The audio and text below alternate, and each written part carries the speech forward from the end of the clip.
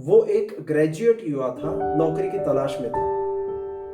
किसी एक न्यूज़पेपर वाले ने उसको हायर किया एक प्रेस रिपोर्टर बनकर, और अगले सप्ताह में ही नेवी की तरफ से बने हुए एक बहुत बड़े शिप का उस इंडिपेंडेंस डे के दिन राष्ट्र को अर्पण करने का उस दिन एक कार्यक्रम था।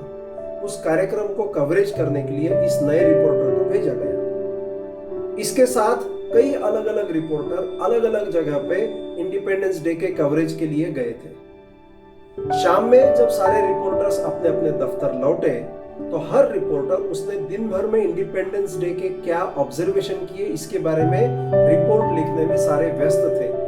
लेकिन ये बंदा सिर को हाथ लगाए अपने डेस्क पर बैठा था। एक सीनियर प्रेस रिपोर्टर के जब ये बात ध्यान में आई तो वो इस बंदे के पास आए और उन्होंने इससे पूछा कि क्या बात है भाई, आज तो आप अपने जीवन के पहले प्रेस रिपोर्टिंग के असाइनमेंट पे गए थे और आप ऐसी जगह गए थे, नेवी के एक बहुत बड़े शिप के राष्ट्र को अर्पण करने के उत्सव में आप गए थे, कार्यक्रम में आप गए थे। इतना एक्साइटिंग न्यूज होते हुए भी आप क्यों सर पर हाथ लगा कर बैठे? इस युवक ने कहा, क्या बताऊं भाई, मेरा तो नसीब ही ऐसा है। मैं अगर आटा बेचने जाता हूं तो चक्रवात आता है, तूफान आता है और मेरा आटा उड़ जाता है। मैं नमक बेचने को जाता हूं तो बारिश आती है, नमक बह जाता है। ठीक वैसे ही मेरे साथ आज भी हुआ।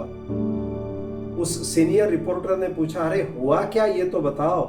वहां पे समस्या ये आई कि उस शिप में एक होल डिटेक्ट हुआ जिससे पानी अंदर आ रहा था और शिप आधा सिंक हो चुका था।